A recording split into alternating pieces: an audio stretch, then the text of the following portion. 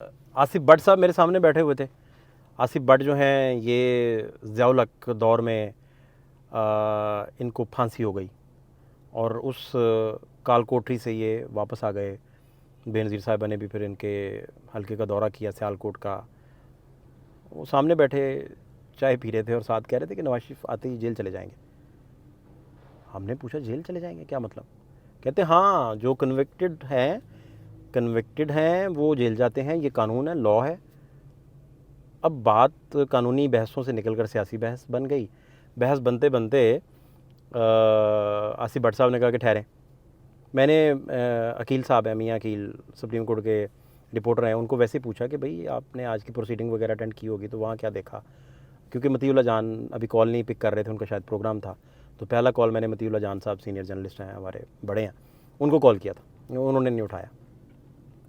तो मैंने सोचा कि फिर भट्ट साहब की बात जो है उसमें कितना दम है। तो भट्ट साहब ने खुद ही लतीफ़ खोसा साहब को, इस दौरान मैंने फरहाद शाह साहब से रब्ता किया, क्रिमिनल प्रोसीडिंग का बहुत बड़ा नाम है, तो उन्होंने भी कहा कि नहीं, वो कोर्ट के सामने सरेंडर करने की ऑप्शन बचती है। उन्होंने अपनी दलाइल वगैरह दिए, लेकिन भट्ट साहब कह रहे थे कि नहीं, कन्विक्टेड जो होता है वो जो कैदी है उसने जेल में जाना होता है। अब इसका मैं मतलब बहुत आसान कर दूं, अगर सादा कर दूं, तो वैसे भी मैं कानून का तालिब इल्म नहीं हूँ, फिर भी इसे थोड़ा सा सादा सा अगर बयान करें, ट्रायल कोर्ट जो है, एक मुलजिम जो है वो ट्रायल कोर्ट में केस मुकम्मल हो गया तो उसकी वहाँ सज़ा हो गई उसे। अब हाई कोर्ट भी ट्रायल कोर्ट नहीं है, सुप्रीम कोर्ट भी ट्रायल कोर्ट नहीं है, तो वहाँ से सज़ा के बाद वो कन्विक्टेड है और वो कैद में है। तो आसिफ भट्ट साहब का कहना था कि कन्विक्टेड जो है वो कभी भी ऐसा नहीं हो सकता कि कन्विक्टेड जो है उसे दुनिया का कोई भी कानून वो कहे कि आपने डायरेक्ट जेल में ही जाना है। उन्होंने कहा कि आपकी मैं समस्या आसान कर देता हूँ, लतीफ़ खोसा साहब को कॉल पे ले लिया। अब लतीफ़ खोसा साहब एक बहुत बड़ा मोतबर नाम और क्रिमिनल प्रोसीडिंग के एक बहुत बड़ा और कानूनी आइन के मामले में वो कितने एक्सपर्ट हैं, हर चीज़ को लेके चलते हैं, बड़ा नाम है, बड़े पॉपुलर फिगर।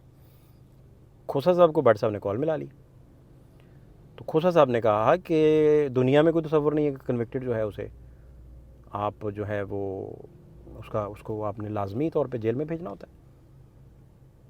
तो खोसा साहब ने कहा कि ये तो बंदोबस्त है, कोई ये है वो है, नैब की तरफ से भी कोऑपरेट है, ये सारी चीज़ें उन्होंने बताई। वो कॉल हमने थोड़ी सी रिकॉर्ड करके फिर हमने ट्वीट भी कर दी, उसे ट्विटर पे दे दिया।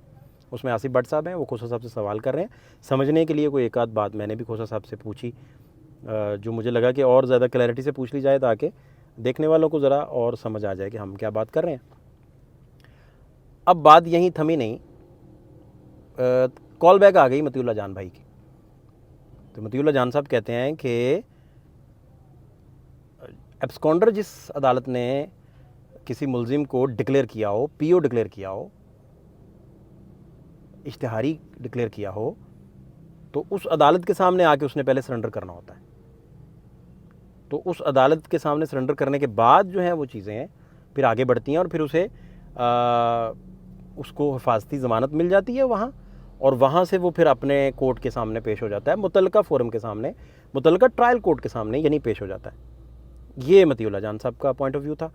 अब इस बात के बाद भी भट्ट साहब से जब हमारी बात हुई तो वो यही कह रहे थे कि इस मामले में कुछ सरप्राइजेज़ हैं, ऐसा होगा नहीं, ऐसा कानून नहीं है, ऐसा लॉ नहीं है। तो मतीउल्लाह जान साहब ने बड़ी तफसील से बताया कि उन्होंने इस तरीके से उसकी मैनेजमेंट की है कि अगला जो ट्रायल कोर्ट है वो अवेलेबल ही मंडे को हो, तो मंडे को वो ट्रायल कोर्ट पेश हो जाएं दोबारा। या इस तरीके से उसकी मैनेजमेंट की गई है कि उन्हें 2 के दिन की हिफाजती ज़मानत मिल जाए, हिफाजती ज़मानत के दौरान वो लाहौर में एक जलसा कर सकें, जलसा करने के बाद संडे को मीटिंग्स वगैरह करें और मंडे को जिस भी कोर्ट या जिस भी कॉम्पिटेंट फोरम के सामने उन्हें पेश होना है कानून के मुताबिक वहाँ पेश हो जाएँ। तो ये मतीउल्लाह जान साहब की तरफ से कहा गया। लेकिन आसिफ भट्ट जो कॉलम नवीस भी हैं, किताब के राइटर भी हैं, किताब का नाम कई सूलियाँ सरे रात थी, बहुत मारूफ़ और पॉपुलर किताब है, जो इनकी मुसल्लह जदोजहद पे उन दिनों की किताब लिखी हुई है, किस तरीके से ये ज़िया रजीम के ख़िलाफ़ नबर्द आज़मा थे और ये सारी चीज़ें, कई कई सूलियाँ सरे रात थी, कई कई चाँद थे सरे आसमां, कई सूलियाँ सरे रात थी। ये इनकी किताब बड़ी पॉपुलर किताब है, बहुत सारे लोगों ने पढ़ रखी है, बहुत सारे सीनियर जर्नलिस्ट इस पर कॉलम लिख चुके हैं, बहुत सारे प्रोग्राम्स इस पर हो चुके हैं। तो उनका मानना था कि इस सारे मामले में बड़े सरप्राइजेज़ हैं, बेशुमार चीज़ें हैं, और बेशुमार सरप्राइजेज़ हैं। लेकिन अब तक की जो 2 अहम तरीन आरा थी, एक मतीउल्लाह जान साहब की और एक लतीफ़ खोसा साहब की, वो दोनों हमने सोचा कि लाजमी तौर पर अपने सारे व्यूअर्स तक पहुंचाई जाए, जो ताकि ज़्यादा ठीक से इस चीज़ को समझ सकें। सरप्राइज़ हुआ तो कल दोपहर तक या कल दोपहर तक कोई पता चल जाएगा अगर कोई सरप्राइज़ इस चीज़ में भी है। मतीउल्लाह जान ने बड़ी अहम बात की, वो फरमा रहे थे कि मुलजिम जब बाहर से आता है, एब्सकॉन्डर जब बाहर से आता है, कोई भी इन जनरल, तो वो फिर बताता है कि मेरे टिकट्स ये हैं, मेरी ये चीज़ें ये हैं। तो ये बता रहे थे कि चार्टर तैयार है, इन्होंने आने का बताया कि अराइवल ये है और ये वो, दिस एंड दैट। तो अब आने वाले दिनों में मज़ीद क्या होने जा रहा है, ये एक बहुत बड़ा सरप्राइज़ है। फ़ात शहबाज खान को इजाज़त दीजिए, अल्लाह ने के बाद।